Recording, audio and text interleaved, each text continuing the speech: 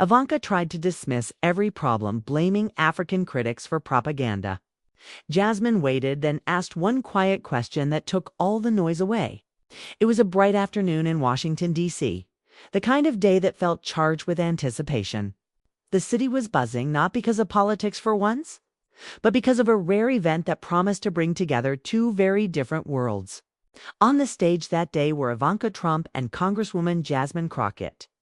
Both were powerful women in their own right, but their styles couldn't have been more different.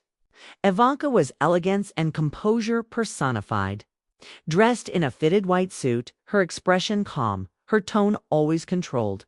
She was the daughter of President Donald Trump, a businesswoman and a public figure who had spent years balancing her image between political influence and polished professionalism. People admired her poise, but some saw her as distant. Someone who spoke more from a place of privilege than lived experience.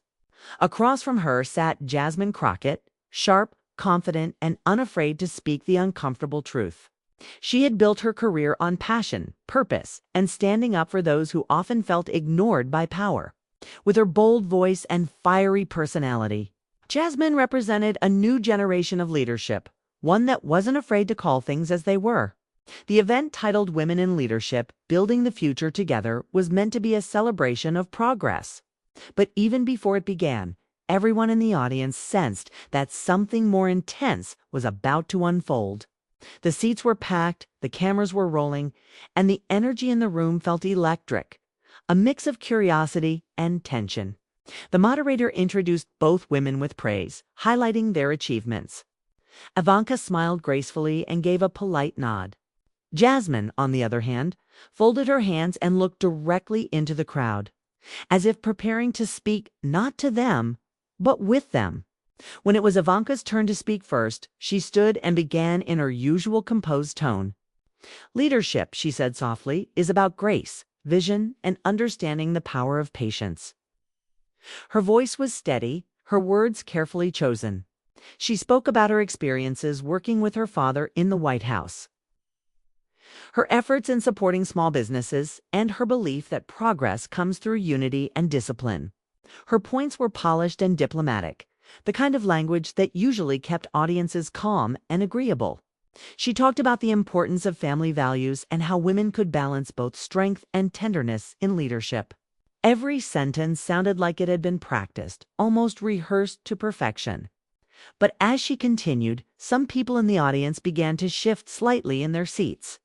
It wasn't that her message was wrong, it just felt detached.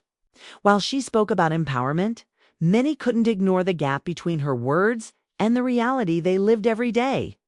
Then came the moment that set the tone for the rest of the event.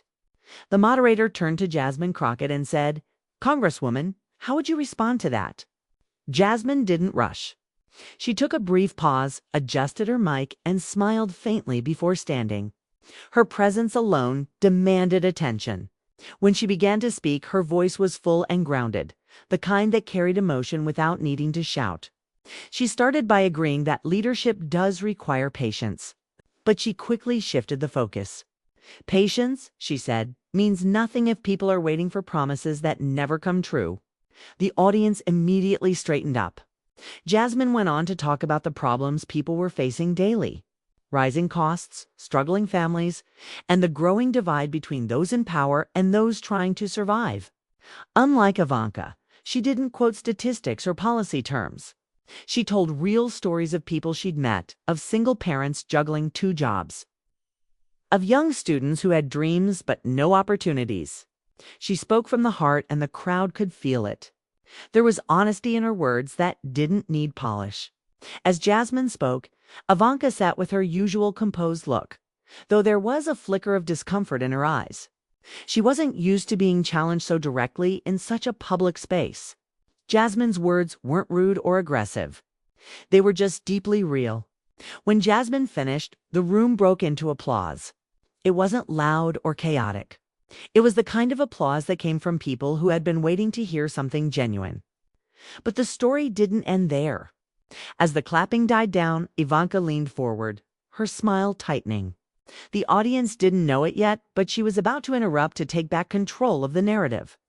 She was known for her calm but strategic approach, and this was her moment to reassert it. In that single breath before she spoke again, the air in the room seemed to freeze. Everyone could sense that the polite panel discussion had turned into something far more personal. Two women, two voices, two very different worlds colliding. And that's how it began. A moment that would soon grow into one of the most unforgettable confrontations in modern political storytelling. The calm before the storm had ended, and the storm was about to begin. The applause faded, and for a few seconds there was complete silence. Jasmine Crockett stood with her chin lifted slightly, her eyes steady. She looked at the crowd as if she could see every person there, not just faces, but stories. When she began to speak again, her voice carried warmth, but it also carried weight. "I hear a lot about grace and patience," she said, her tone even but filled with conviction. "But grace doesn't mean silence. And patience doesn't mean waiting forever for things that should have changed long ago." The crowd leaned in. There was something magnetic about her words, the way she spoke without trying to impress anyone. Every sentence seemed to come from a place of real experience. Not from talking points or careful rehearsals, Jasmine painted a picture of the nation as it stood. Not the polished version often shown on stage, but the one people actually lived in.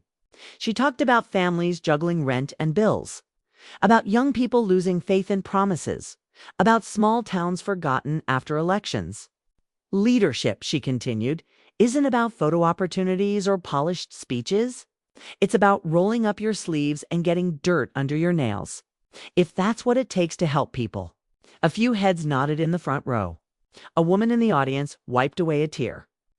Jasmine's words struck nerves because they weren't just ideas. They were reflections of truth. She paused for a moment, allowing her words to breathe. "I've walked into schools where teachers buy their own supplies because the funding never makes it to their classrooms," she said. "I've sat with parents who tell their kids not to dream too big because they're scared of how hard that fall might be." Her tone deepened. "And I've seen how easy it is for people in power to talk about patience when they've never had to wait for a meal or wait for justice or wait for their turn to be heard." The audience didn't move. Every eye was on her. What made Jasmine's speech powerful wasn't volume. It was precision. She chose her words carefully, shaping them like quiet lightning. Her voice rose only slightly when she said, "We can't keep pretending everything's fine when so many people are just trying to survive another day." Then she turned her attention to leadership itself, the topic Ivanka had spoken about so smoothly earlier. "Leadership isn't about standing above people and telling them to work harder," Jasmine said. "It's about standing beside them and saying, 'I see you, I hear you, and I'll fight for you.'" A murmur of agreement spread through the room. Even those who came expecting a polished discussion about success and empowerment now realized they were witnessing something else entirely. Something raw, honest, and necessary. Jasmine took a small breath and continued. "Some leaders think being calm under pressure means avoiding uncomfortable truths. But real calm isn't about pretending problems don't exist. It's about facing them with courage and refusing to let fear dictate who gets to speak and who doesn't." The way she said it wasn't confrontational, but everyone could feel the weight of her message. Without naming names, she had drawn a line in the sand, and Ivanka Trump was standing on the other side of it.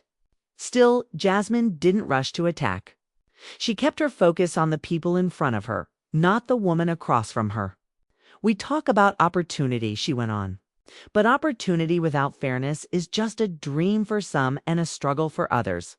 We talk about equality, but equality doesn't mean much if those who need it most can't afford to wait for it." Her rhythm was natural, slow enough to feel, steady enough to hold attention. The audience wasn't just listening. They were absorbing. Every pause, every glance, every shift in tone drew them deeper into her message. Then she added softly, "I know what it feels like to be talked over, to have your words dismissed before they even leave your mouth. But the thing about truth is, and it waits. It doesn't need to shout. It just stands there patient until people finally see it." Those words seemed to linger in the air. Even Ivanka's expression changed slightly. Her polite smile faltered just for a second. Jasmine's message wasn't just about politics anymore. It was about presence, dignity, and courage. By the time Jasmine finished, the entire atmosphere of the room had changed. The people weren't just an audience anymore. They were witnesses. Witnesses to someone standing up unafraid in front of privilege and power and speaking for those who couldn't be in that room. When she closed her speech, Jasmine didn't try to end with a quote or a slogan. She simply said, leadership isn't a title. It's a responsibility. And if you can't carry the weight of people's struggles, then you're not leading. You're just standing in the way. The silence that followed was deep and full of emotion. For a heartbeat, no one clapped. They were too stunned, too moved. Then slowly the applause began. Soft at first, then building until it filled the entire hall. Ivanka Trump sat still, her fingers clasped together. She smiled, but there was something strained about it. She had been in the public eye long enough to recognize a turning point when she saw one. Jasmine Crockett had just shifted the room, and the next few minutes would decide whether Ivanka could shift it back. As the sound of applause filled the hall, Ivanka Trump kept her expression perfectly composed. She had been trained her entire life to stay calm under pressure. Whether in interviews, meetings, or public debates, she knew that control was her greatest asset. But inside, she could feel something she hadn't felt in a long time. A challenge that couldn't be brushed aside with charm or politeness. When the room finally settled, Ivanka leaned forward slightly and took the microphone. "Thank you, Congresswoman," she began, her tone soft yet deliberate. "Your passion is admirable, truly. But I think what's often missing in these discussions is perspective." Her voice was calm and measured, the way it always was, but there was a subtle sharpness beneath it. "It's easy," she continued, "to stand on a stage and point out what's wrong. It's much harder to recognize how much progress has actually been made. Our country isn't perfect. No nation is, but it's far from the disaster some want to portray." She gave a small, confident smile as she looked around the room. "We have lower unemployment, stronger businesses, and growing communities. That doesn't sound like a nation in crisis to me." For a moment, a few people clapped more out of politeness than agreement. Ivanka took that as her cue to press further. "I think sometimes," she said, "criticism turns into exaggeration. And when that happens, it doesn't help anyone. It only divides us." Then, without warning, she made a remark that sent an uneasy wave through the audience. "A lot of the negativity we hear," she said, "comes from people who don't even live here. Foreign groups, mostly African or international voices, spreading false narratives about our country. We need to be careful who we listen to." The words hung heavy in the air. For a few seconds, no one reacted. It wasn't just what she said, but how casually she said it, as if the statement were common sense. A few gasps broke the silence, followed by a low murmur. Jasmine Crockett didn't flinch. She sat still, her eyes locked on Ivanka, studying her. Ivanka, sensing the shift, kept going. "I believe in this country," she said, her tone slightly firmer now. "And I believe that those who truly care about it should focus on solutions, not on painting it as broken or corrupt. That kind of talk weakens us, especially when it comes from within." She turned slightly toward Jasmine, her smile returning. "We need to lift people up, not bring them down with fear or blame." It was subtle, but the message was clear. Ivanka wasn't just disagreeing. She was undermining Jasmine's credibility, suggesting that her speech had been fueled by negativity rather than leadership. The moderators shifted in their seat, clearly aware that things had taken a tense turn. But Ivanka wasn't finished. "I come from a family that believes in action," she said, her voice growing steadier with every sentence. "My father has always taught me that talk is cheap. Real change comes from hard work and loyalty. That's what true leadership is about. And that's what I try to represent." It was the kind of line that usually drew applause, but this time only a few polite claps echoed. The rest of the audience was silent, their attention now fixed on Jasmine. Ivanka noticed it too. For the first time, she seemed slightly uneasy. Her fingers tightened around the microphone, but she quickly forced another smile. "I don't mean to dismiss anyone's experiences," she added smoothly. But I think we all need to remember that America's story is one of success, not struggle. And it's important that we keep that perspective alive. The tension in the room grew heavier with each word. Some nodded along with Ivanka's optimism, but most looked uncomfortable. Her comments about foreign nationals had crossed an invisible line. It wasn't the confident vision of hope people expected. It came off as detached, even defensive. Still, Ivanka wasn't backing down. She had built her reputation on remaining polished even when others lost control. Negativity, she said, has never built anything. So I choose to focus on what works, not on what's broken. She ended her statement with a composed smile, then placed the microphone down as if she had just completed a lesson rather than a rebuttal. For a long, silent moment, the audience didn't know how to react. Some exchanged glances. Others looked at Jasmine, waiting for her to respond. It wasn't just about politics anymore. It was about tone, about respect, about the power of words. Ivanka's speech had been strong, yes, but not in the way she intended. Her confidence came across as arrogance. Her defense of the nation felt like denial of its pain, and her calmness, which usually won people over, now felt cold compared to Jasmine's sincerity. Yet even after all that, Jasmine remained quiet. Her hands rested calmly on the table, her expression unreadable.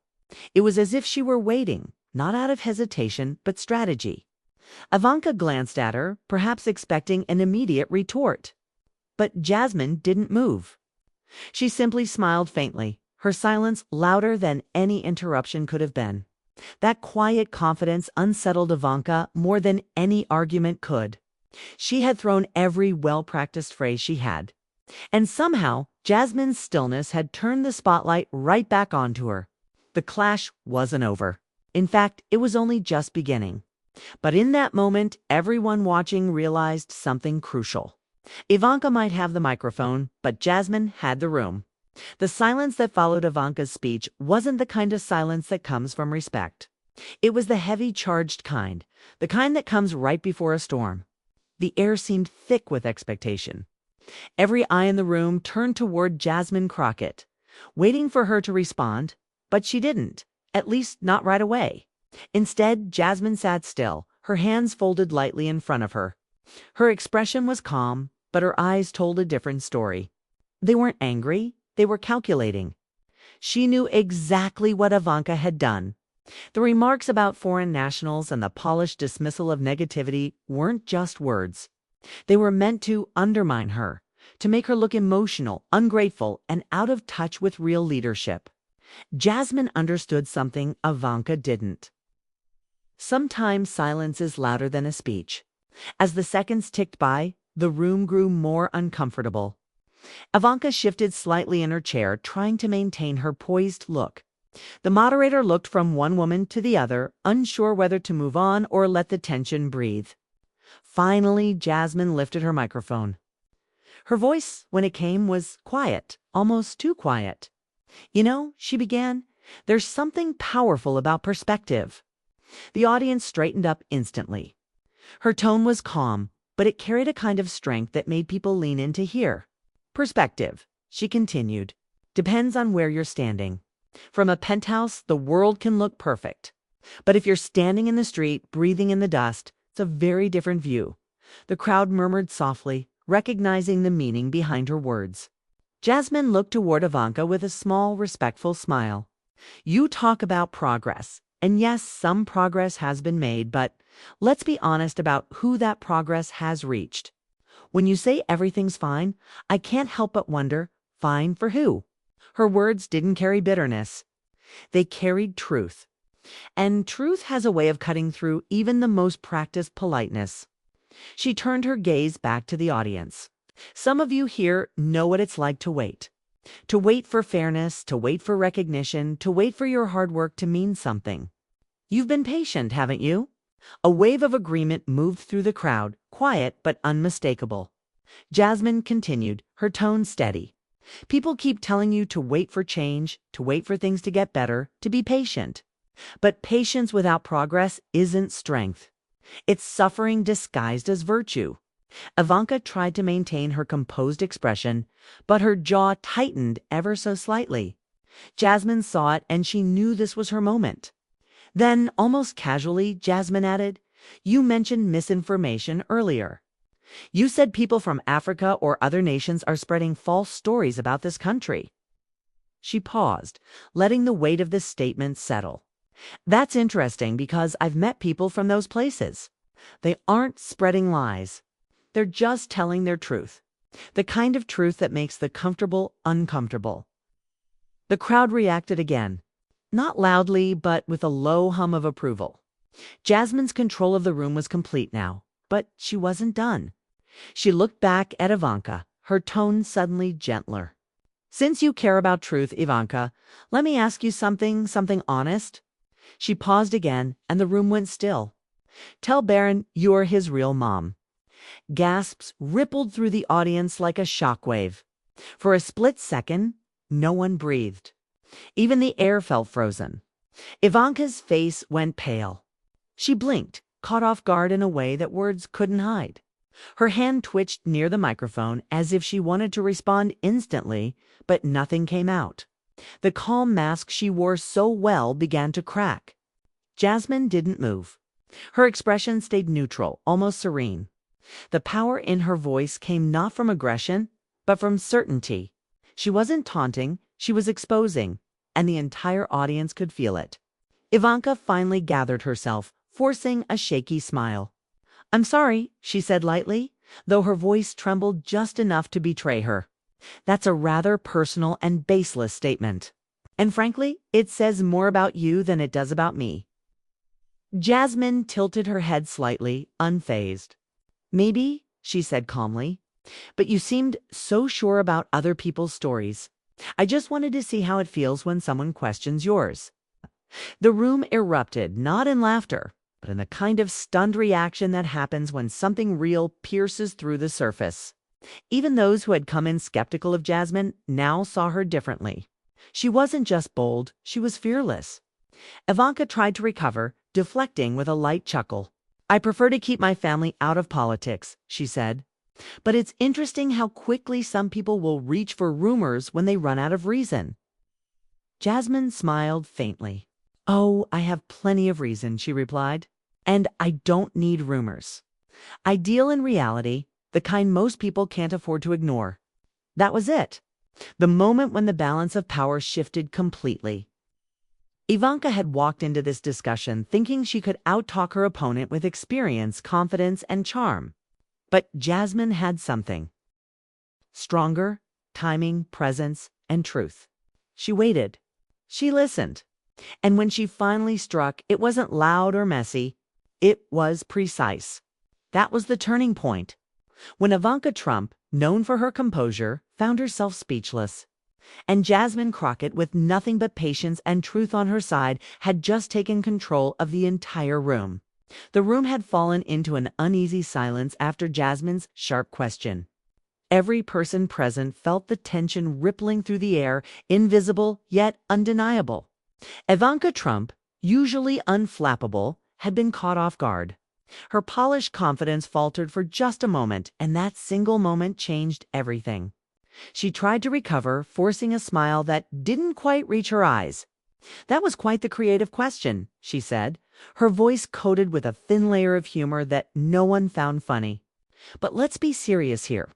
I believe discussions like these should stay focused on ideas, not personal attacks." It was a careful attempt to take control again, to shift the attention away from what had just happened. But Jasmine wasn't fooled, and neither was the audience. The power in the room had shifted, and everyone knew it. Ivanka's tone grew sharper as she continued. "I understand emotions can run high," she said, "especially when people don't have the same level of experience in real leadership or decision-making." There it was, the insult disguised as advice.